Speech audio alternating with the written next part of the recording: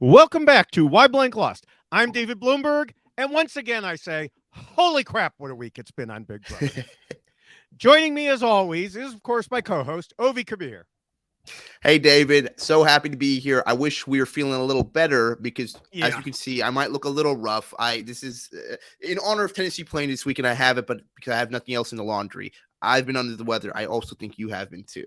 Yes, we have both managed to independently get sick. Whoa, yay. So we will try to mute the sniffles and coughs and throat clearing, but can't guarantee we'll be 100% successful. So we'll try, I promise. Now, as for the show this week, if you have just watched what's been on TV, you have still seen more strategy and actual gameplay than you normally see in half the season on TV. If you also watch the live feeds, well, then when have you slept? Because I know whenever I went to bed, it took me so long to catch up on what happened that new things were already happening by then. I have fallen so far behind on my other TV because whenever I want to watch a show, something happens on the feeds. It is the reason I'm wearing the shirt. I'm afraid of what might happen if I relax. This really is what is happening to all of the people watching the live feeds. You turn away for a minute and all of a sudden someone's yelling at someone or a plan is flipping. You just never know. I think these are the weeks that truly the Big Brother editors and production team are like, why did we decide this show should have 3 episodes per week? Because I imagine that to the umpteenth minute of putting the show out there, they were editing new footage in because we at Lifetime were like, wait, the plan has changed 5-10 times. I mean, David and I were going back and forth versus every 12 hours, like, oh, well, it's this person. Nope, it's this person. And I imagine all our viewers were doing the same too. Yeah, I mean, they definitely, the Thursday episode had a lot of Wednesday content in it. They were definitely editing that show right up until the last minute there. And then we'll get more of that as they do the wall competition. They'll do flashbacks, of course, and we'll get to see snippets of the long arguments that occurred on Thursday. Now, and I think I was just saying the irony is, though, the Wednesday episode basically was a 2-hour filler when they probably should have filled it with everything else. Yes. Yeah. If they had known, if these players would do like normal players do, make a decision and stick to it, then it could be fine. But no, they can't do that. They just won't think of us. It's really sad that they won't think of us, Now, for most of the week, I was a lot more certain than usual that Felicia would be evicted. I told you that. Yep. I almost started working on why Felicia lost notes, but then I got caught up in other things, luckily, because, of course, we know what actually happened. The flip was different this time around, but it was there again. Yeah, no, it was you and I were going back and forth on it. And I think more than anything, there was one time you said, well, all right, it's Monday. I'm going to keep my notes concrete them. Felicia's going home. And I had typed out, I was like, I truly don't even know. I think that was Tuesday. In my defense, it might have been Tuesday. It might have been Tuesday. Yeah. And power to you. At that point, it seemed like that it was. Yeah. I think the saddest thing, we'll get into the rules and talk about that in a little bit. But I think I was so sad about it because I feel like the actual TV viewers didn't get to even see Izzy in their full ability because they had such an incredible way to just be entertaining in the house. And we only saw that on the feeds. So I was really sad. It really is. They didn't get to see her at the start when she was dizzy, Izzy, and a tizzy. They didn't get to see her character growth really throughout the show, which I'll talk about more. But I really do think that the viewers were shortchanged on Izzy content. 100%. Now, that said, no matter who it is that goes, and no matter how many times the vote flips, we're always here with one goal in mind: to answer the question of how the player who was evicted did in their gameplay compared to a set of guiding rules I originally wrote in 2004 and have modified ever since. We, of course, analyze this using what we saw on TV, live feeds, interviews, whatever other information we can get our hands on. And of course, the most recent version of the rules is posted at robhasawebsite.com/bigbrotherrules. But before we get to the rules, we always have some other things to discuss about the week in general. And I want to start by going back in time because some people have been pointing all the way back to the Heisem boot and saying, see, shouldn't have gotten rid of him. And Izzy was even asked about this in at least one interview. But, we discussed that week in Why Heisem Lost that there were valid reasons to get rid of him. And so, even if there weren't, let's just say for a second that there weren't. How many evictions ago was that? It's, I guess, technically one less because power, it wasn't that long ago. It was a solid 3 weeks, 4 weeks ago. I feel like, maybe 3 weeks ago. But the whole butterfly effect of everything, considering the way this flip came, there's no way you could say, if you hadn't evicted Heisem, well, who knows what would have happened with Heisem. One problem with Heisem was they didn't trust him. So, and one problem with Izzy was they didn't trust Izzy. So, we'll get to that, I'm sure. I love shows that start like this because I think we're barely 5 minutes and I get to disagree with my favorite Mr. David Bloomberg because I am the camp where I said, yes, there's a butterfly effect, but look what you did to Heisem. I know he's on his couch laughing at everyone because I think what happened, regardless of putting him home, it's just putting him home, but evicting him, it sends the message. The way you do it is that we're ready to blindside our allies and we don't trust them. And unfortunately, that kind of level of culture built into a team makes everyone fear one another. And that's what we kind of happened down the line is each person who was blindsided thought they were good. They thought they were in the camp till the actual allies around Cirie, around Izzy, around Felicia, around Jared, they're like, wait, hold on. I feel good, but knowing their track record, that probably could mean that I'm also on the block too. So I don't think it's the worst thing that Heisem went home in that time. I think it's just the way they handle it, which I think will come to our next part too. Well, and they handle they handle it. The funny thing is they handle it the same for everyone and people are starting to catch on. Yeah. They're like, well, we'll just tell them that we're voting with the House and we haven't made our decision yet. They tell everybody that every single time. Everyone knows, that that's meaningless. Except for Bowie Jane, because she always just says, I'm voting with the House. No, don't do this. You've already got a lot of Bowie Jane stands at you, David. You don't. They're coming after me on Twitter. Be careful. I can't even say why because it would be a spoiler. So, so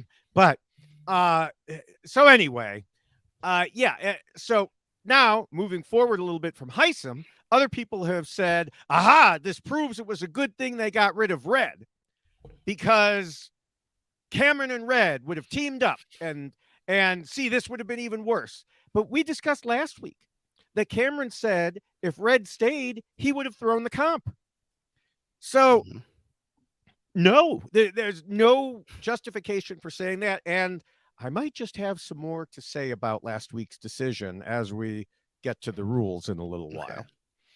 I want to say that I feel like a lot of our commenters in our comments since week 1 and week 2, because we've kind of been on this, and I think we've been on the minority side of this versus now it's getting the majority, where we were kind of saying that I feel like Cirie and co are doing a little too much too soon. This could easily blow up in their face. They have a very easy stroll to jury, which now jury's pushed back, but even more easier because they have a steamroll going on. And as a game wise as well, we might not like entertaining wise, it's smart for the game. Right.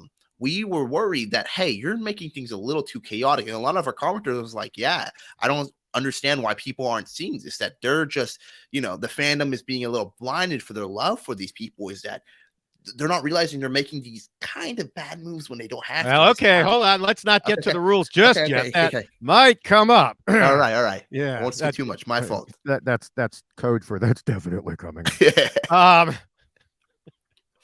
So, moving forward to this week, I want to make my thought on Cameron's plan clear. I don't want there to be any misunderstanding about it. It was stupid. Okay? If you know who the leader of the opposing alliance is, You take out the leader if you can. You don't purposely take out their lieutenants without a good reason. Sometimes it happens on like Survivor because you're like, well, I know this person's leading, but either I can't get the votes for that person or I think they have an idol. So I'll take out their support. Nobody has an idol on Big Brother. And, the votes, maybe they could have gotten, maybe not, probably not. Although, it's Cameron. Who knows what he was thinking in his head. But the point is, there's no good reason to aim specifically at the lieutenants. In his version of reality, he would take out Izzy, and suddenly Cirie would feel so alone that she would come to work with him. He even said she'd be out on an island, so appropriate for a Survivor player. But here's the thing, she's not alone. At the time, she basically had alliances with everyone. If you take out the leader, everyone and all those alliances get discombobulated. That's why on Survivor, you always hear you're cutting off the head of the snake. No, he didn't want to cut off the head of the snake. He wanted to, kind of annoy the snake a little bit. No, they took out a lieutenant. And I think this is the thing. It's really interesting. We've talked about that. Cameron's basically breaking every rule that you've set forth in this game.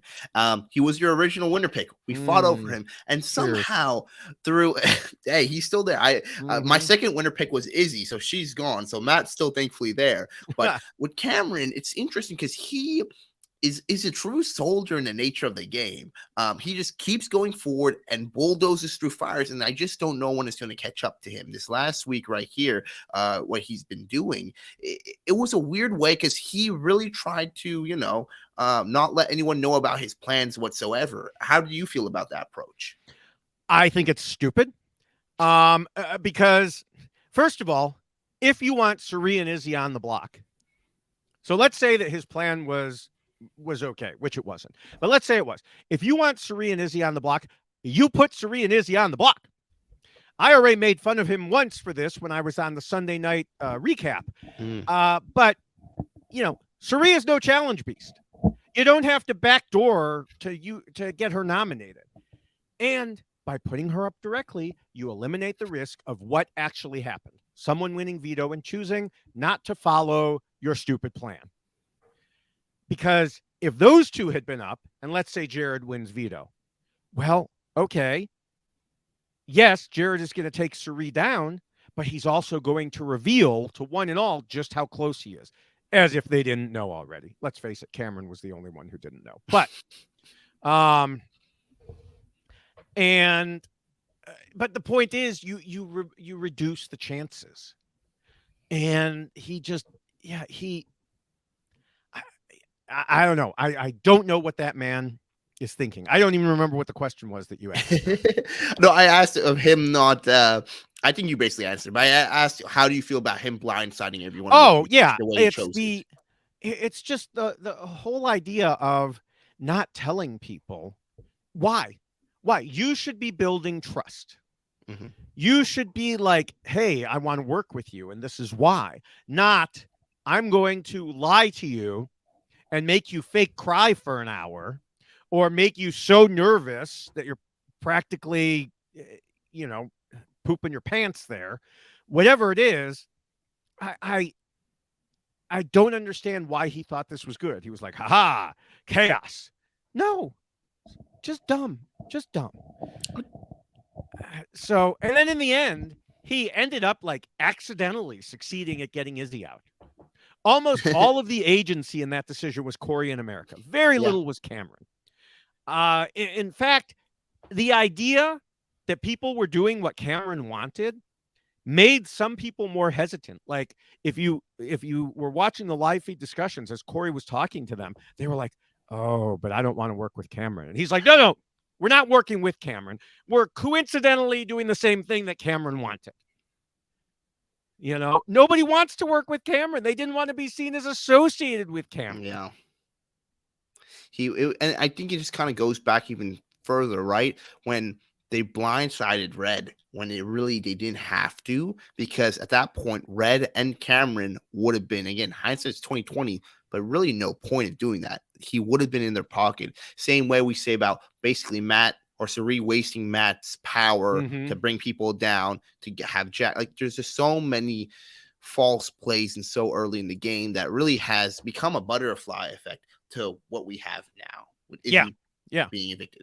We haven't even got to why she's been. It's just so many things beforehand. Right. Now, I want to mention that some people have said we shouldn't criticize Cameron. We, a generic we, everybody, for bringing Jared in on the plan, because he, of course, has no way of knowing that Jared is Cirie's son. And yes, fine. The problem is what you had mentioned a little while ago, or what one of us had mentioned. Everybody in the house knows how close he is to Cirie and Felicia and Izzy, except Cameron.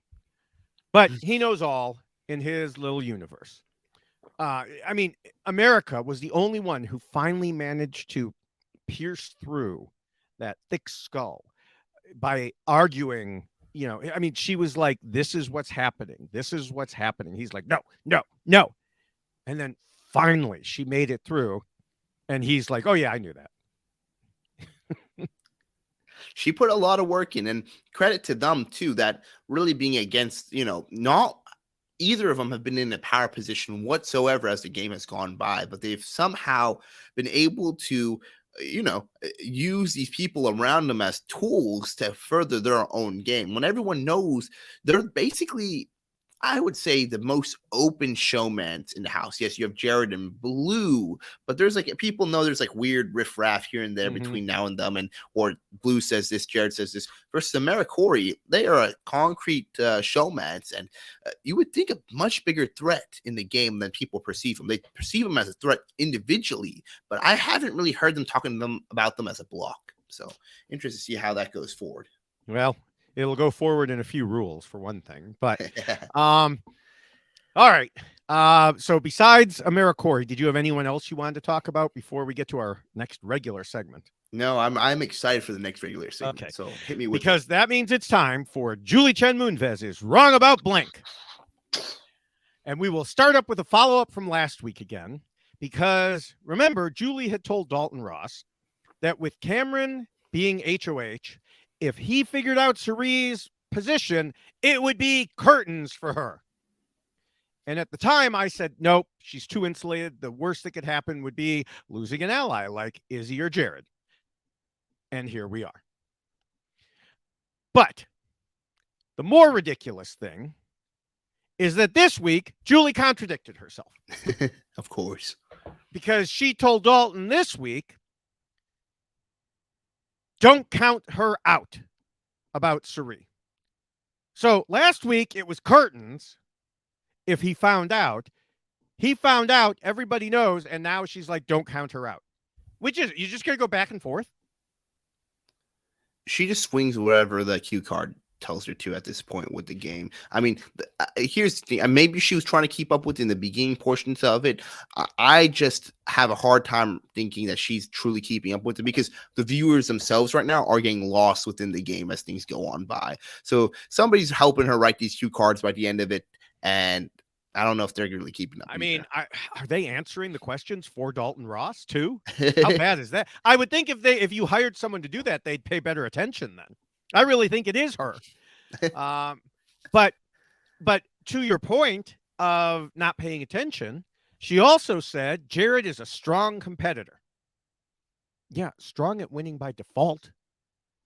She added that he will shield Cirie this way. No, he does the opposite. He draws attention, as he did this week. He doesn't deflect it. He doesn't shield her. It's like a big magnet pulling in bullets instead of a shield bouncing them off. I will give Jared this. I think she's half wrong. I don't know how much he does truly shield her, because I think it might be the other way around.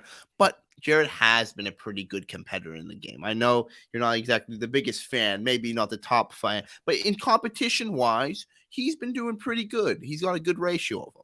So you can't say she's completely because people wrong. Gave them to him. The way he has won, every single time he has won, someone gave it to him. He came in third place in the veto comp, and he's out there going, "Woo, I'm a legend." You came in third place. It's just that Jag was like, "I'll take the money," and then Matt and Jag probably figured if I take the veto, I'm going to get whatever Matt gets, so I'll just stick with the money and be safe. And then Matt's like, "Oh, I get to hang out with the real Josh Duhamel." And Well, I mean, this is how he won veto. Power play. Jared knew what the temptations were for Jag and Matt, and knew that Josh Duhamel would be way too hard for Matt not to take. So I mean, I don't know. Maybe it's a 500 IQ play by Jared, and we're not giving him enough credit for it. Yeah, I think a little part of David just broke when I said that. yeah. Now, in addition to that issue, Julie also started out this week's interview with Dalton by being wrong in response to the very first question, as she said Cameron is good at the game. So, if you need any further proof of what you just said about her not paying attention, there you have it.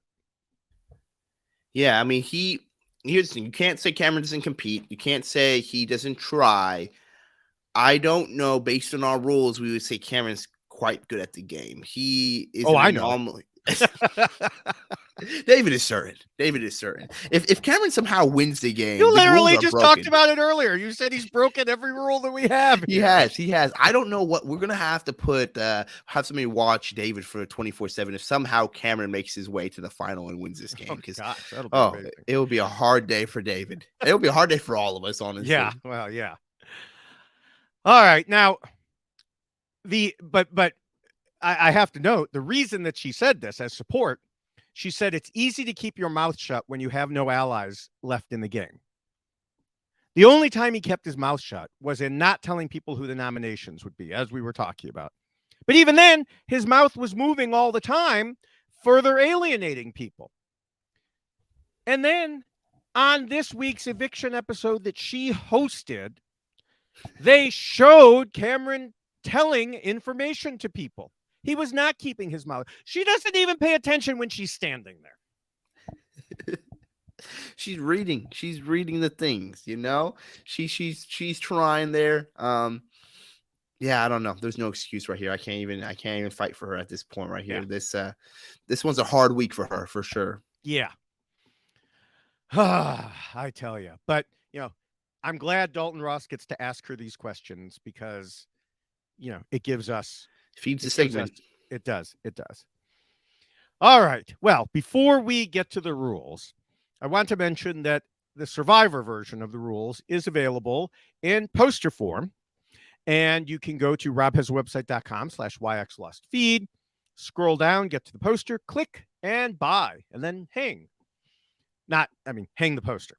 Or you can get the poster on a t-shirt, or you can get the checklist on a t-shirt. And, those rules, very similar to the Big Brother ones. Not 100% exact, but very, very similar. So again, robhasawebsite.com/yxlostfeed. All right. When Izzy was evicted, and in her interviews since, she has put most of the blame on Cory and herself for believing that she was close to him. But is Cory really the ally she should be blaming? Some people have said she threw away her game for Cirie. But is that what really happened? Could Izzy have saved herself by revealing the secret? And if the answer to all these questions is no, then where did she go wrong? Let's find out as we figure out why Izzy lost. The first and most important rule is, of course, to scheme and plot. And there's no doubt in my mind that Izzy knew how to do this. From the first moment returning from those initial competitions and seeing Cirie, she pulled Jared aside and used it as a way to make a super tight alliance from the start. Mm-hmm. From there, that spread to the point that Izzy was at the center of almost every alliance in the house. She had people from everywhere telling her what was going on. And for 6 weeks, she shared power with Cirie, maybe not quite equally, but the two of them often talked and bounced ideas, and they worked together. They did. They went back and forth. I always liken it. It was really funny that I've seen a lot of Succession comparisons between Cirie, Izzy, Jared. You have Kenko, you have Kendall, and Shabam, I forgot her name, and then the big old Roy there. So the power dynamic, they're just fighting the kids in there, and they can really never take it from their dad, and that was Cirie. I don't know if they're fighting that hard to take it from Cirie. So, but because of all the information and power Izzy had, she was able to put herself in a good position with just about everyone. Even looking at Cory, he didn't always share her goals, but he told her almost everything he was doing and even what America was doing. Blue reported to her and so on.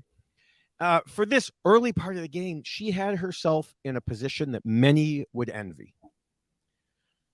But all the while, Izzy was not the only one playing. Cory had told us through some live feed camera talks over the weeks that he saw what his position was, and he knew at some point he'd have to make some decisions. In one of them, he specifically said that he would be willing to join a move against Cirie if someone else started it.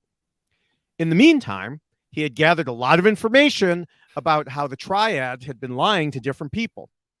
Once the fuse was lit, he saw this as the perfect opportunity to make his move, and he fired off all his ammunition at once. And his maneuver to outplay Izzy and company worked. It did. And it was, honestly, for me, I was pretty sad to see it because I really was enjoying Izzy. And I feel like we're going to talk about it within the rules, but we saw such a growth within Izzy's week 1 gameplay where I felt like she was an agent of chaos versus this week, basically going to week 6, that she was somebody reining it all in. She was kind of one of the folks, even though I know she had some chaos still to her, there was an organized level of chaos. She had these connections with each person. And if anything, the people who kind of brought her game down, it wasn't a straight shot at Izzy per se, but it was a shot at Cirie and Co. trying to figure out how can we damage Cirie. And it really fell on Izzy, on her back, that it happened. Yeah, and we've started. You've kind of started moving us into the second rule here, so we'll just go because the second rule is not to scheme and plot too much and to keep your scheming secret. And like you said in the beginning of the game, Izzy was running around, whipping people up, wanting to make all sorts of moves. Mm-hmm. It felt like, because we know she binge watched all the seasons, and it felt like when she did, she watched them on like 3x speed, and she was playing the same way. Zing, zing, zing, zing, zing. But like you said, she has shown a lot of growth. She has calmed down. She, I think, adapted into the role of being the queen's right hand. Yep. The problem was that everyone knew that she was the queen's right hand. And they also knew how tight she and Jared were, except for Cameron. And this is where some of the problems started, like you've already, alluded to. As we heard Cory say on Thursday's episode, Izzy, Cirie, and Jared are 3. I thought I was in that group. Matt added that he thought the same. It's never a good sign when people think you're super tight with them and they find out you're in that same position with multiple other people. Exactly. And I think one other thing I would say is kind of something we talked about beforehand, earlier in the segment with Hisam, and then and Red. It was with this rule is when you don't backstab until you need to. So Izzy was kind of an interesting player where we saw their basically main enemy was Cameron, but Cameron kind of got away scot-free from them by multiple shots being able to be taken on against him, but they don't. But then at the same time, Izzy backstabs certain players like Hisam and Red in a way they probably don't need to. And I think that created a culture of other players not exactly trusting them. I agree that like she played very strong in the beginning. If anything, she probably over-schemed in the beginning that caused these things to happen. But it really lessened down and toned down as the game went by. The issue was with her demons from before, week 2, week 3, week 4, where she did overplay a little bit, including Cirie and Co. It all just came and manifested itself into this week. Yeah, yeah. And now the funny thing is, Izzy knew the danger of being in a duo or a trio like this.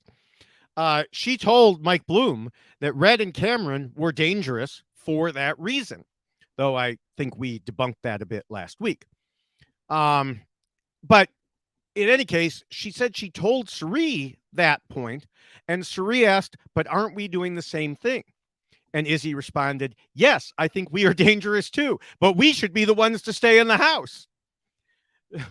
So she knew that the danger was there. Yeah. But the bigger part of the problem was not just that Cory and company realized how tight Izzy was with everyone, but specifically, again, how close she was to Jared. Mm-hmm. And you've already hinted at it. I want to wait a moment before I get to why that was a particular problem. But Okay. the point is that she was associated as a part of the group controlling the house. Most of the people who voted Izzy out, like you said, didn't particularly want Izzy to go. Mm-hmm. You know, we saw in the live feeds, Cory told America he wanted Jared out immediately and Cirie soon after, not so much Izzy. But America responded, well, Izzy's the one on the block. And this is really a key point we discussed a couple weeks ago, how dangerous the right-hand woman position can be for times when the HOH aims at someone else, but you get stuck on the block. In this case, the HOH was actually aiming at her, but you know, we discussed earlier how he was being stupid about it and purposely targeting someone close to Cirie instead, which basically makes it the same thing. He was aiming at Cirie by taking out Izzy. Exactly. And the last thing I'll add to this portion of the rule is that I kind of liken it to a match of chess. When you're playing somebody, sometimes, of course, you're trying to aim for the king. Sometimes you really want to take out their queen as quick as possible. But certain points, you need to trade a rook for a rook. Even though you don't want to get rid of it, the positioning play means that you need to get this in. It might hurt you a little bit, but in the long run, it hurts them even more so because you have a better position in the game. And for Izzy was that person for them. Izzy was a rook also for Cory because she was aligned with them, but also a strong rook on the side of Cirie. So he knew that by hurting himself, losing alliance, it still hurts their side too. And America was the one really pushing him. So kudos to them for recognizing that, hey, yes, Izzy might be an ally gone for us in a shape or form, but it means an ally gone for them, the other side. And so that's what we need to do. We can play a long game and cut people out if we can to, because we have more pawns, quote unquote, than this other side has now. Yeah, well, that may be the end of the second rule for you, but whoo boy, do I have more. So I mentioned, you know, Jared. Jared was the spark that caused the explosion of people finally recognizing what was going on. For much of the past week, I'm sure listeners have heard live feed updates and recaps and seen themselves what's been going on. When he won the veto, or again, was gifted the veto, he hung out with Cameron and seemed to turn into like a mini-me of Cameron. Meanwhile, Cirie was stuck in a kayak. So Jared played by himself, and he was terrible. Not only was he an egotistical know-it-all, like Cameron, but his poor play went way beyond that as he revealed so much information about other people to Cameron without even thinking about, oh, this might come back to haunt me at some point. No, there was no thought about the future. This was talking about Cory, America, Matt, Jag, I think even Nicole. Why? He wanted to show he was an important guy with all his powerful knowledge. But wait, there's more. And I'm not selling you Ginsu knives. He didn't just tell Cameron. He threw Cory and America under the bus to other people as well. Pretty much anyone who would listen. He even threw Cory and America under the bus to Cory. He took someone who could have been a trusted ally, turned him into an enemy. And he had to fight to do it because Cory really did try to give him the benefit of the doubt. It's like, I don't like you. No, you really do. I don't like you. No, you really do. And, you know, after eventually, Cory was like, oh, okay, I guess you don't like me. You know, Jared wouldn't have it. He lied. He lied more. Cory called him out, said, please stop lying. He kept lying. And I'm not even talking about the big argument they had on Thursday afternoon before the vote. This was before that part of what caused the vote to swing against Izzy. Mm-hmm. Yeah, I mean, it's a level of hubris that really, and as we go, we're talking about more players then we are talking about Izzy, because that's the story of the game right here, is that Izzy was so interconnected to so many people in this game, in this house, that it became a shock to anybody else taking Izzy out. And really, unfortunately, Izzy's quote unquote, brother, was the one who essentially sold her down the river without even trying to. Yeah. Now, I do want to say, for most of this, we blame Jared, and he does deserve it. But we cannot say Izzy was blameless. She also told Cory late this week that he had to cut America, which wasn't the smartest thing to throw into the mix, regardless of the fact that he had complained about her to Izzy. They were still together as a showmance. You said it earlier. They were tight. They were obvious. You just don't say that. And now Izzy has acknowledged that both while still in the house and in exit interviews. She thought it was a huge factor. I don't think it was as big a factor as she thought, but it was among the issues. And she spilled other information to Cory, too. Blue told Izzy about America setting up an alliance. Izzy turned around and told Cory. Cory, of course, told America. So that's what led America to realize she has no allies. And then she goes up and tells Cameron everything, which is what finally got through his thick skull. It's this, talk about the butterfly effect. This is more like a row of dominoes. Not the deciding factor, but it was one of the dominoes. And, Cameron spread some of the things Jared had said, like about Cory having a secret. Cory finds out about that, knows it had to have been Jared, and boom, there's another lie. There's another area there. Jared was at the center of this web of lies, but Izzy was kind of hanging out on the web too. You're not wrong. You're not wrong there. Do you feel like you want to talk about her being flexible at all? Not quite. Okay. But wait, there's even more. There's more. No, there's one final piece. No. That I wanted to make sure we got in here, because this goes back to what you were talking about with Red. Because people had said, it was a good thing they got rid of Red. And I, of course, said, no, it wasn't. The main reason it wasn't was that this helped lead to this situation. Forget even what I said earlier about whether or not Cameron would have thrown HOH. Maybe he would, maybe he wouldn't have. Whatever. Even if he had won, he wouldn't have nominated Felicia and Izzy. He did that because they turned on him in Red, broke them apart, evicted Red, kept him in the dark. Even Cameron saw through what was happening. If they had kept loyal Red, we would be doing a very different podcast now.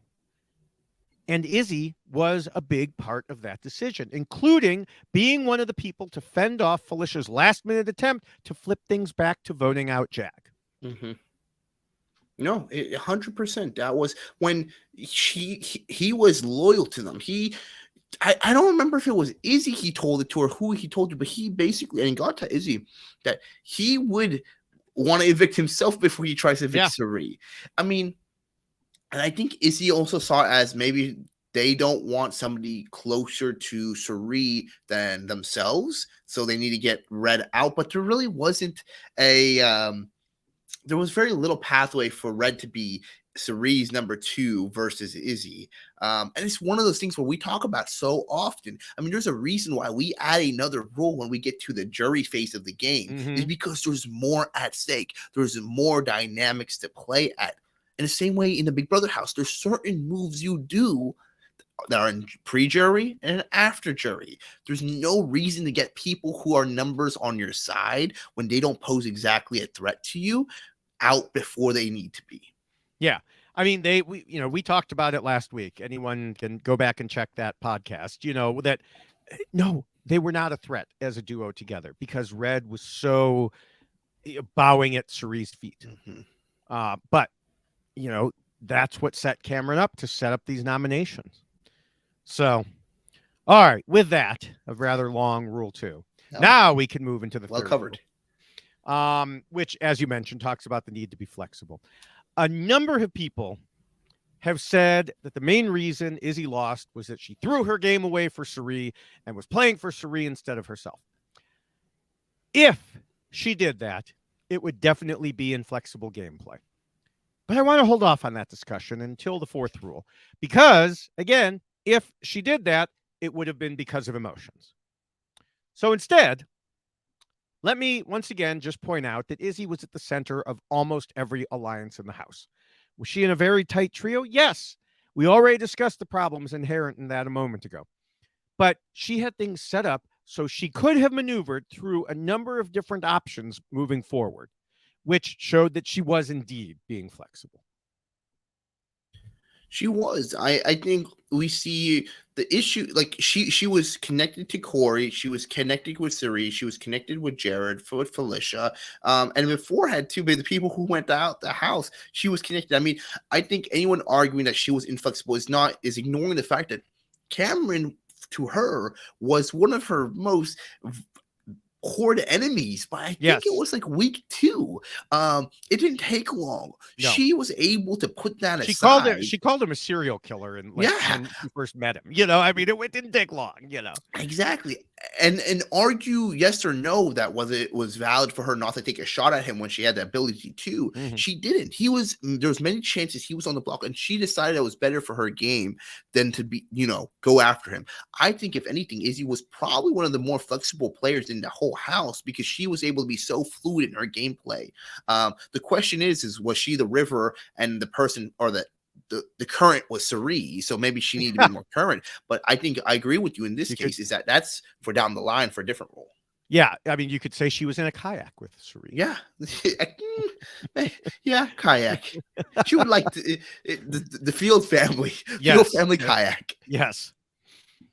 So now we can, I think, quickly move to that fourth rule, which says players should not let their emotions control them, because we already know what one of the main questions is here, because we just mentioned it.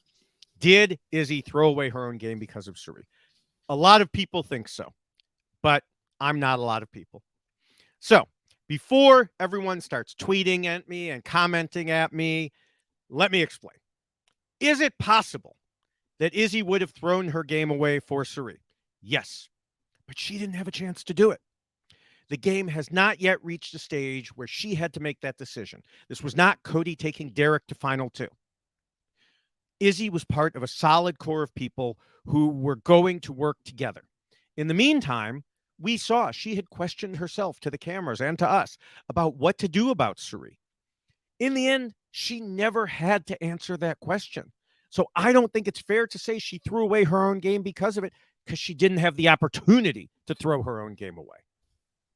100%. I think this is one of those things where we talk about is that there's a different mode in pre-jury and jury. Why would you not take the golden Willy Wonka ticket right there all the way till mid-jury afterwards? Because here's the situation, right? You are one of the few people, and at that point, she doesn't know Blue spilled the beans. And in all practical purposes, Blue should have never known. Yes. In that understanding, why would you sacrifice these people that you have something over them? They know if they betray you that you can put that right on them. I mean, that's what they were worried about this week. Is she going to spill the beans or not? I mean, you have so much leverage over them. And also, if you get to jury, these people can keep you safe in a shape or form. But if you get them out, these are votes for you because they know hey, if they consider me in the Field family, if they're both in jury, I'm the third one. So I don't think it's a bad decision that she was as close with them, but I think there's ways to maneuver that. Yeah. Now, I'm not saying she would never have made the wrong decision. It's quite possible. It might even be likely that it could have happened if the three of them had made it all the way to the end game. But we will never know. This is not a choose your own adventure story. We can't flip the pages and see what would have happened.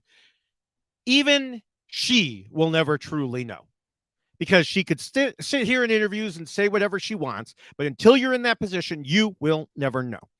But of course, part of the problem in being in an obvious duo or trio or quad or whatever is that in this game, two of you can get nominated against each other, so you never even have a chance to figure out if you're going to support or oppose the other in this situation. Exactly. I think there's other situations too. You could say, was she emotional. You know, she spun out a little bit because of Cameron. But I also think if you look at her character too, you can see that hey, she came back in. She was able to kind of not let it lead her decisions. Like I think there was one character we talked about. Maybe I think it was actually during our review when we were ranking these things. And I put Izzy in one of the positions in this rule where don't let emotions control you. And I do think that she hasn't let her emotions control her. She has let them be upfront out there. But the thing controlling her is logical decisions in her mind. I'm going to slightly disagree. Okay. But I want to finish up the Cirie part, because I know that there's still, I'm trying to anticipate all the people who are going to be asking us questions. And I think some people may say, David, how can you say all this when Izzy came out of the house and did interviews where she said she was locked in with Cirie and Jared? But the thing is, as I said, she wouldn't have ever necessarily needed to make that decision. It would have required being in a situation where she was literally the decision maker. Like, she won a challenge and she had to choose who to evict, or she was the only vote, whatever. It's also possible that by that time, she may have seen Jared for the person he was. Maybe that's unlikely, since she came out of the house and in the interviews was like, yay, go Jared. But he's only been getting worse. You know, if she were staying in the house, he's not getting any better. And especially if at some point, you know, Cirie had left. Now, obviously, she doesn't have the same decision to make, but, you know, we saw how he was without Cirie there to guide him. There are just too many variables to blame her for something that never had a chance to happen. Plus, she even said in several interviews that she had a plan to get to Final 2, and if she had won the Final 3 HOH, she would have cut Cirie.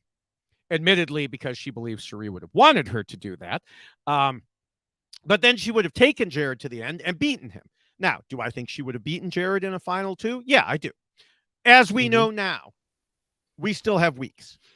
But again, you have to get there. You know, and so she was thinking about it, though, and that's good. So, again, we just can't say this was the reason, because it wasn't. Now, related, you mentioned the secret. And some people have asked, I think Julie may have even asked this, could she have saved herself by revealing the secret? I don't think so. At least not at this point. If she had been up against Jared or Cirie, maybe. Up against Felicia? Nah. I don't see how it would have helped her. If anything, it could have hurt her, because it would have shown, again, it would have reinforced how close she was to Jared and Cirie. So they would have been like, okay, let's get rid of Izzy and then get rid of Jared and Cirie, because now we know their secret. So I don't think revealing the secret would have helped. What do you think? Yeah, no, I think it's one of those things is that, okay, you reveal the secret for the small hope that it adds to your game, right? And that you can stay there. But then what's after that? You've completely destroyed your trust with Jared and Cirie there. And now all the things are kind of falling apart. You're kind of in a worse position. Yes, hindsight's 2020. Now she might be there, but it's kind of one of those things. It's like if you were playing blackjack, right? You have an option, what you say, surrender, where if you the dealer has a good hand right there, if he has a blackjack, you can put half your money and take it back, essentially, just half of it, and you muck your hand.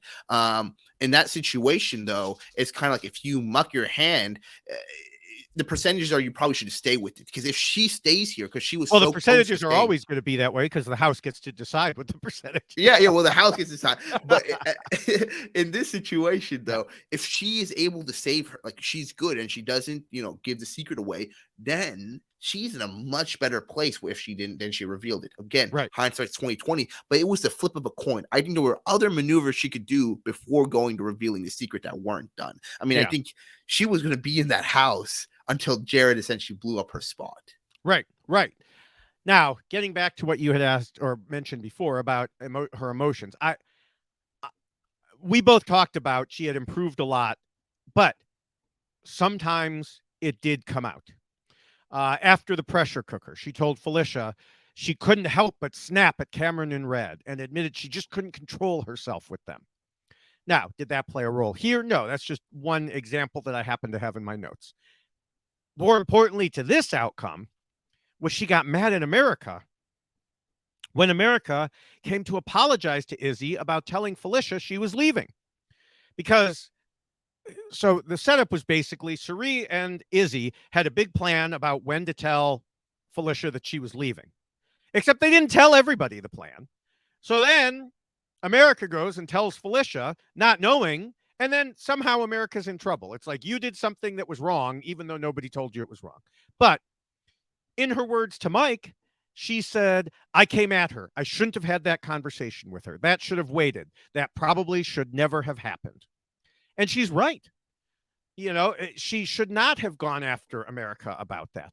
But as I mentioned earlier about her conversation with Cory, that was just one of many straws on top of the camel before its back finally broke. And like you said, most of those straws were shoveled up there by Jared. Yeah, no, I mean, I think you make perfect sense in that. I think another thing, too, I've been realizing as we go through this rule in this season particularly is that I feel like this cast is a little bit more apt to saying things that are on their mind, either to one another or each other. I just don't think, which is a good thing, they don't take as much for drama. If you're watching for what is it? Fun feeds, #fun feeds, you know. I don't think they take too much to heart. And by that, I mean, I feel like other casts would be a lot more at knives at one of each other if they heard the things they were each saying to each other when they blow up. I mean, I don't know, not spoilers, but like before this week when Cory and Jared just talking to each other, going at each other, they're still able to kind of converse afterwards, or there's been some other blow-ups. I don't think we've seen that in other seasons where we have people blow up at each other or even talk to each other in a mean way and then be like, you're a serial killer, the way she's talking about Cameron, and then let it go. So I think a lot of that has to do with Cory. Okay. I think that Cory, with his experience in debate, knows to keep the argument separate from the person. That's valid. And so when I think of these different things, a lot of it revolves around Cory. One thing that Cory has been doing a little too much, in my opinion, is saying, I respect you and you have your own opinion, but da da da da da. And even when he got into the big argument with Jared on Thursday afternoon, he kept saying that. You know, Jared's like yelling at him and interrupting him and da da da. And he did raise his voice somewhat at certain times, but he was just like, you know, I respect you and it's not personal, but you're a liar and you've done that. And he was doing this for an audience.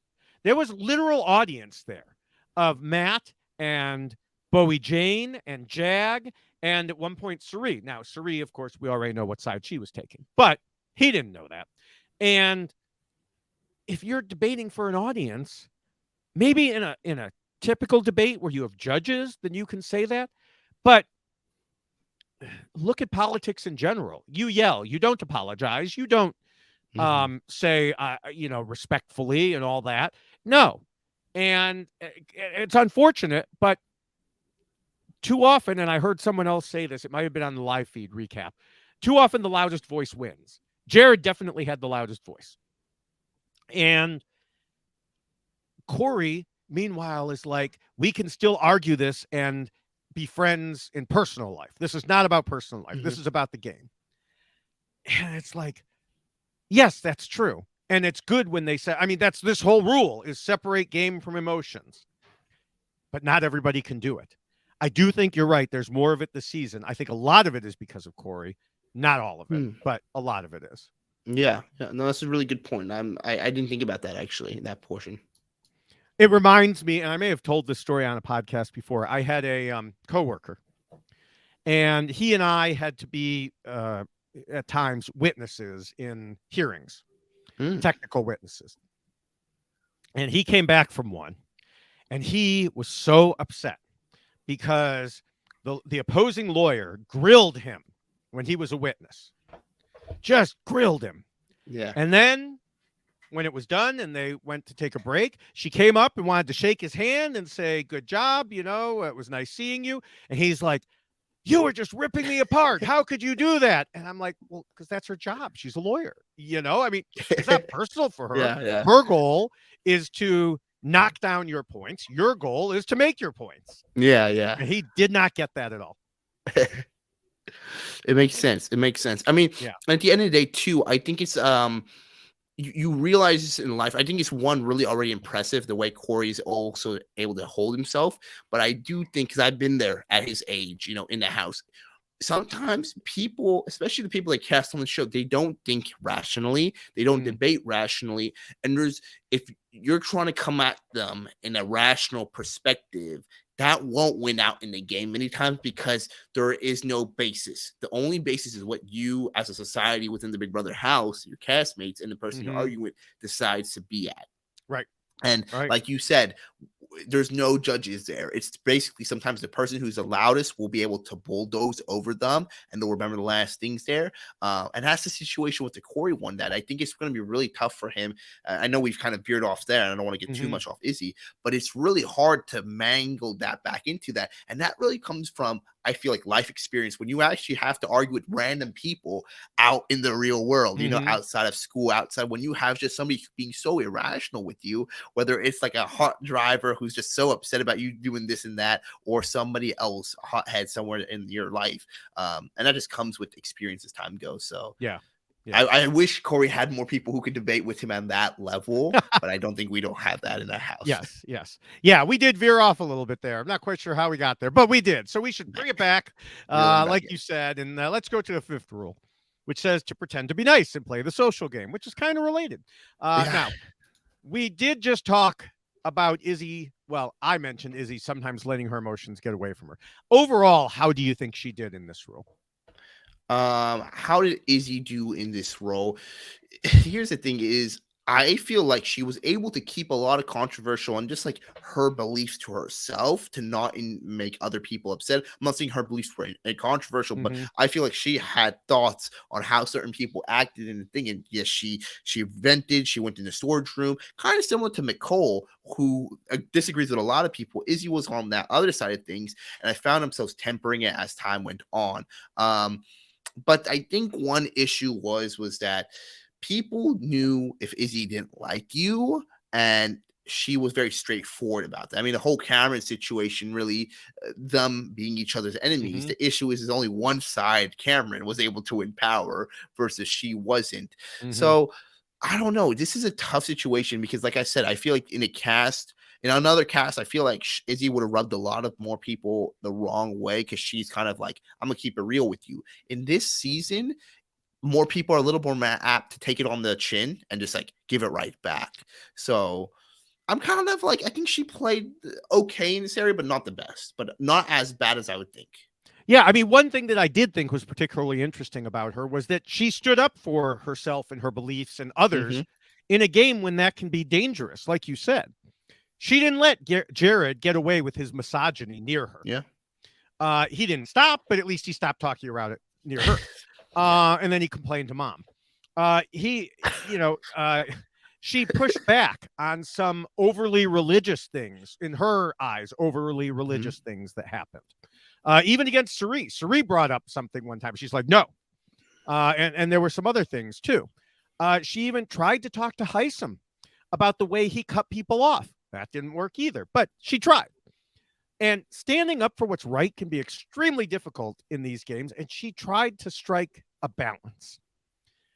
And I do think, you know, as we've mentioned a couple times now, that in terms of being nice, pretending to be nice, she got better as the weeks went by. You know, way back in the first couple weeks, Cory said that Izzy would be in trouble if the wrong person won HOH because she rubbed people the wrong way. Now, lucky for her at the time, it didn't happen. And she did start to control it.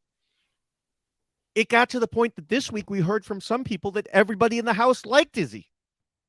And here's the thing about this vote. The people who did it specifically didn't want it to be personal, like we were just talking about, but they felt they had to do it as a game move. It's like, we like you, Izzy, but we've got to get you out of here. We have to do this move. And that's honestly a really a good way to have people come at you in like hindsight, she can still be happy with their game. And that's the thing is why I'm kind of just sad. I'm not disappointed in Izzy's game because I think she played a really fun game. I think she was entertaining in a lot of ways. I just think the cards were against her in some ways that I'm not saying she didn't contribute to, but I don't think there's certain times where we're like, yes, like when Jag was voted 10-0 but didn't go home, we're like, Jag, your fault, this is on you, bro. And where he should have probably been voted out 20-0, Jag, this is on you. Versus this week, I think there's a lot of factors that really went in play to make Izzy the target that went home. Yeah. And it wasn't because she didn't keep her controversial or wasn't pretending to be nice to anybody. Right. So let's see if it is because she was too much of a threat, which is the 6th rule. And this brings us back again to the tight relationship she had with Cirie and Jared. From very early on, we can go back to Riley, if you remember her. I remember her because I follow her on Instagram, so every once in a while a picture will pop up. I'm like, oh, yeah, I remember her. But she was telling people that Cirie and Izzy were running things, even way back then. It took the others a little while to stop fighting amongst themselves, to be... they were fighting amongst themselves to be closest to the trio. So they had to stop doing that and realize, oh, we actually all have the same goal. But once they did, in large part thanks to Cory's information dump, it all came together. And a good part of the reason was that Izzy was up against Felicia. And while many people in the house may think Felicia can win if she makes it to final 2, just by virtue of being Felicia, they also know she's not a super strategist. America said Izzy is the better game player. Nicole said basically the same thing. Matt told Bowie Jane that Izzy is smart, strong in comps, and breaks up other alliances. So that, or getting rid of her breaks up those alliances so they can get into them, etc. So yeah, compared to Felicia, I hate to agree with Cameron, but even he said, why would you vote out Felicia instead of Izzy in this situation? No, I agree. I think without repeating the things you said that make her a threat, one thing I think is kind of the same reasoning they gave to vote out Heisam during then was they're worried about how he would be on jury. I think, I don't know if it was truly vocalized on this week or not for a reason for her to be chosen, but I think there has to be some thought that, if Izzy makes it to jury and say if Cirie's still here or if Jared's still here, that's a vote they're getting. Now, how do I separate that from, how do I take away a vote from them that's probably not coming my way at all? Let's take Izzy out. Because I think also Cameron looks at it as that Izzy's never going to vote for me in at the final 2. Felicia, I don't know if she will, but I think there's probably, if there's 100% chance Izzy won't, there's at least a 90% chance that Felicia won't. And that means it's a 10% difference right there. Yeah. And so because of that, combined with being a triad and actually being a quad with Felicia, but they're both on the block. Yeah. Izzy's just a dangerous player, even though, Felicia did win that one competition, the HOH competition, and Izzy hasn't, I think, to my understanding, won a competition yet. She hasn't, but I think she's come in second in a number of them. She's been coming close, exactly. So all those things combined as the weeks go by on, and keep in mind, they thought jury was starting right then. So this is their last chance to keep somebody away from jury. So it kind of adds up to making Izzy a much bigger threat at this point of the game. Yeah, I don't know. I mean, everything you said is right. I'm just not sure that was going through their head. We didn't hear them talk about that. Yeah. So I don't know. But everything you said is right in that, yeah, if I'm not Cirie or Jared, she's not voting for me at the end. Yeah. So now another aspect is that earlier in the season, it became clear to me that Izzy was the perfect shield for Cirie. And for a while, I do think Cirie intended to use her that way. And at one point, she even told Jared, no, don't calm down, Izzy, because Izzy in a tizzy draws attention away from us. If she calms down, it'll come back towards us. So just leave her be. Now, that changed as time went by and Izzy became a fully adopted Fields child. But she was still a threat, especially in combination with the other two Fields.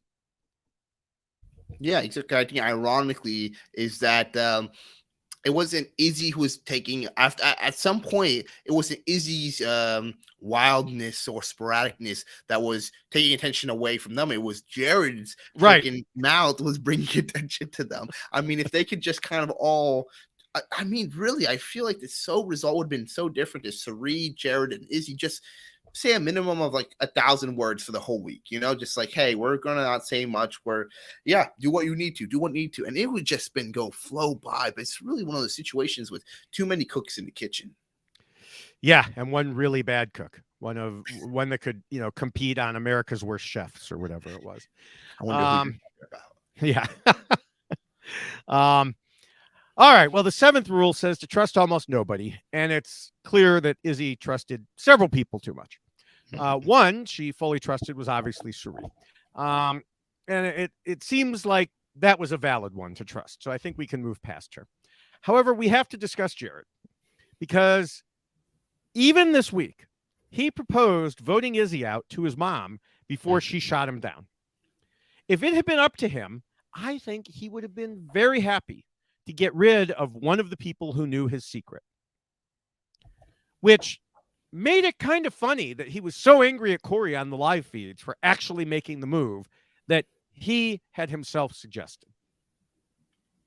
Yeah, I mean, it's a power thing. And I mean, I think this is everything one of the rules. With Jared is. Yeah, it's a power issue. And I think and it's the funny thing is like Izzy was never trying to fight for the power against Jared. And I think the frustrating thing for me is that this is probably the one rule that I really think that just dug Izzy deep, because we talk about, hey, there's a lot of external factors that had to happen that kind of made Izzy be the target this weekend. This is the rule that she could have controlled. She trusted between Jared, between Cirie, and on the other side of things, Cory.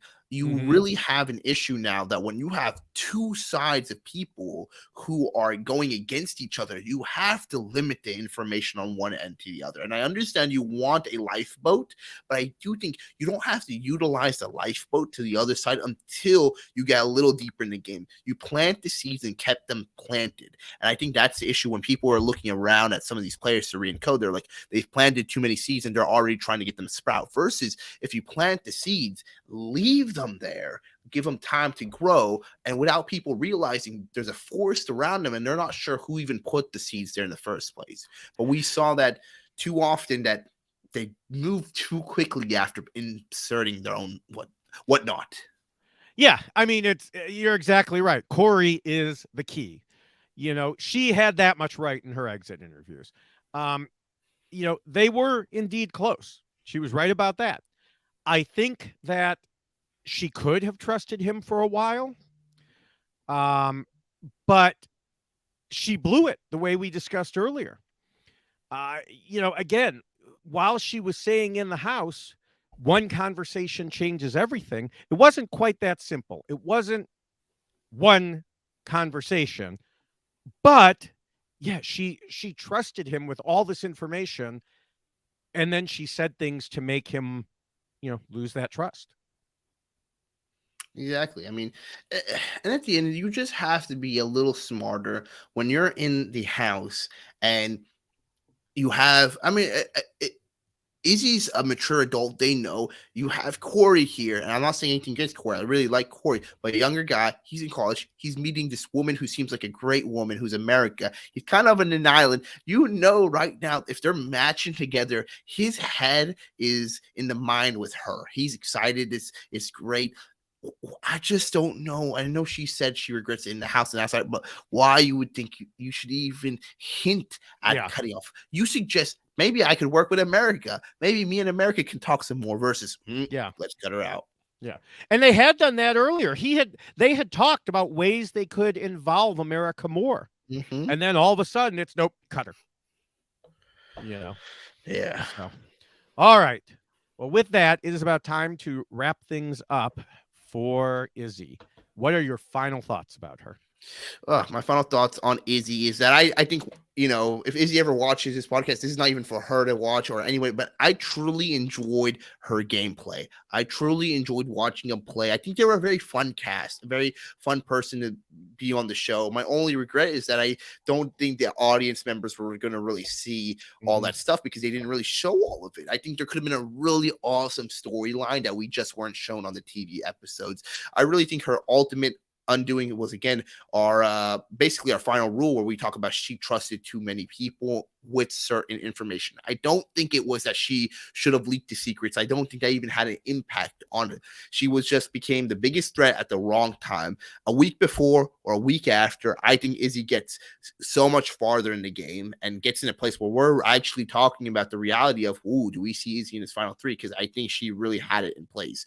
But they had to take a shot at Cirie. And like I said before, if the viewers and listeners remember, is that Cirie has multiple health bars. And to take down the final boss, you have to take one health bar down at a time. Izzy was the first health bar. We will see if the other side can actually take down Cirie and co. But Izzy was the first step. For all these reasons, I think Izzy went home. I will miss her, but I hope she's doing well. Yeah. I referenced your health bar for the big boss on the Sunday night recap. I love that. Yeah, I've mentioned, and we know that a lot of people online have said, and probably will continue to say, that Izzy threw away her game for Cirie. But as I discussed, she didn't have a chance to do that. She questioned herself. We don't know what decision she would have made if it had come to it. And in the end, it didn't matter for her because it wasn't up to her. Many Big Brother players get into tight alliances. That wasn't the problem. The main problem was that one of those tight allies was Jared, and he ran rampant this week. Sure, Izzy made her fair share of mistakes in the game, and by no means am I saying she was some innocent bystander here. As we discussed, she wouldn't even be in this situation if they had evicted Jag instead of Red last week. But putting aside all that past action, she didn't at all hide how tight-knit she was with Cirie and Jared. That led to the realization of how many alliances she was in overall. Plus, she made several errors in both emotion and strategy by saying things to people that she should not have said.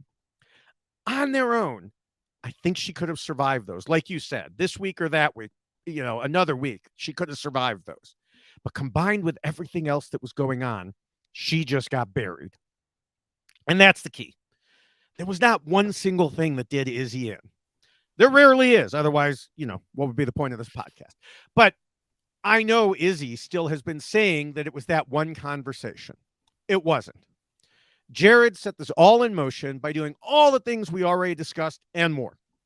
But Jared wasn't the available target when the time came. His ally was. Izzy didn't cause most of the problems that blew up the alliances. If she hadn't already been on the block when it happened, I think she could have survived it all. In that way, she was somewhat collateral damage in the battle. But she put herself into that position by aligning so closely that people saw her leaving as damaging to those they were up against. And that is why Izzy lost.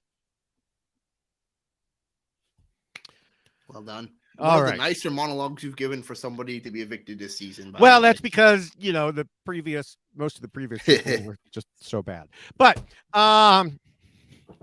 so we're going to switch things up a little bit here. And before we continue into our predictions, which are still spoiler free, but I want to make sure that if you want the spoilery information that we have, you know where you can find us on social media, because we're all over the place. We are. We discuss Big Brother and so many other topics with Survivor coming soon. That will be both on all our social medias as well. So on Twitter, I'm at the Ovi Kabir. On Instagram, I'm at Ovi Kabir. And on TikTok, I'm at Basmati Boy. David is all over the place. There are a few ways to track him down. And you can find all his various accounts through his Linktree at Linktree/David Bloomberg. And you can find him on most text-based social media like Twitter and Blue Sky at David Bloomberg. On video platforms like TikTok, YouTube, and Instagram is at David Bloomberg TV. And because Threads is connected to Instagram, it is at David Bloomberg TV there as well. Yes, and since Big Brother has started, I have been posting, as I mentioned before, 3 or 4 or sometimes even more videos per day at TikTok, YouTube, Instagram. Some are thoughts on what we saw in Big Brother. A number of them are tidbits from the live feeds, even a few from other shows, although it's been mostly Big Brother lately. I don't know if the buddy games will make it or not, but Survivor certainly will. And of course, that's starting soon. In fact, the Why Blank Lost Survivor 45 preview and prediction podcast with me and Jessica Lewis will be out soon. And then I'll be doing double duty starting in 2 weeks as we continue doing Why Blank Lost for Big Brother while Jessica and I do it for Survivor. Oh, please send David your prayers.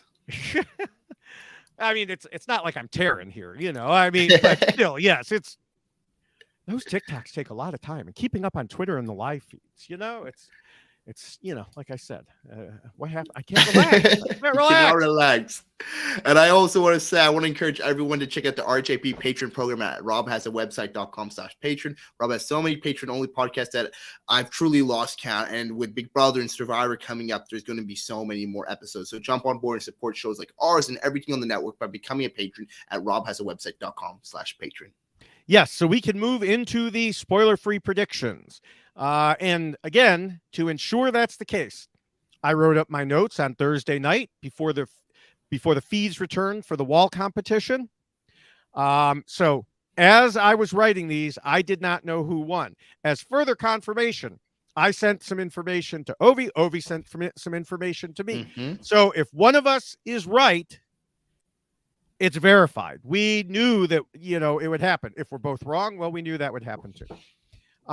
Now, the new alliance, if you can even call it an alliance, I'm hoping it will stay as an alliance, has a number of people with a good chance to win the wall. For me, America and Matt were tops. I would have said Cory, but he has looked like hell from the stress and the slop starvation diet he's been on. Blue could win this too. I put my faith in America. If that's the case, I'll say she will continue in what she's doing. She'll go big. She will nominate Cirie and Jared. Cirie will try to sacrifice herself, but the rest of the house will be like, hell no, we want Jared out. And so that's my prediction for the first eviction. Since it's a double, I want to say Cameron will go next, since pretty much everyone wants him out. He's an easy target for that situation. The only thing is he can compete in both HOH and veto comps. But a double is more likely to have the types of comps that can be won by a random person. So, what the heck? I will say Cameron as the second. So I'm predicting Jared and Cameron as the two voted out this week. Interesting. Well, I can tell you for sure, this first one, we both that is what David told me. We texted about this last night. I went the opposite direction as David, and I did not have much belief in the house guest America, and maybe questionable the country itself, but that's a different day, a different topic. I actually thought the inverse. I thought, fueled by the rage, by the betrayal, there's one person who's going to hold on to this inclined wall more than anybody, and that's going to be Jared. I predicted that he would win, and if he does win, I told David that I believe that Cory is in trouble, the showman's, and people are going to not like me for this one, but I'm going for the double play on this one. I think either Cory go home. I'm not really sure. I think Cory goes home this week if Jared wins. And then in the double, I think it gets finished once again. Wow. And America goes home. Wow. So I think we're showman's out cut. Before they can even get to the jury house. Damn. Before jury. That's my predictions. I know I might get some rage sent over me, but that was my things in our text. Wow. All right. Well, with that, you can, make sure that you hear the viewpoints of all the RHAP podcasters by subscribing on our YX Lost feed page to get all of the RHAP ups, or subscribe directly to the Big Brother feed at robhasawebsite.com/Big Brother. You'll find all the great content that you know and expect from RHAP. Yes, and finally, we want to thank Scott St. Pierre and the whole RHAP and Reality TV Wrap Ups behind the scenes team for all their work doing editing and posting everything else. We really appreciate everything they do to get our voices to your microphones and your ears. And more than anything, I want to say thank you to all of you all for just commenting, keeping up with this crazy, crazy season. We're on week 6. I can't imagine how we've gotten here so quick, and we have a lot more. So please let us know your thoughts, keep commenting, and let us know what you think this next week's going to see in this double eviction. Yes. And thank you, as always, Ovi, for joining me once again. Considering what was going on in the house before they shut down the feeds for this eviction, I expect even more fireworks this coming week, no matter who wins HOH. And so we will see everybody back here for a double Why Blank Lost in 1 week. We will see everyone then. Bye. Yeah, right.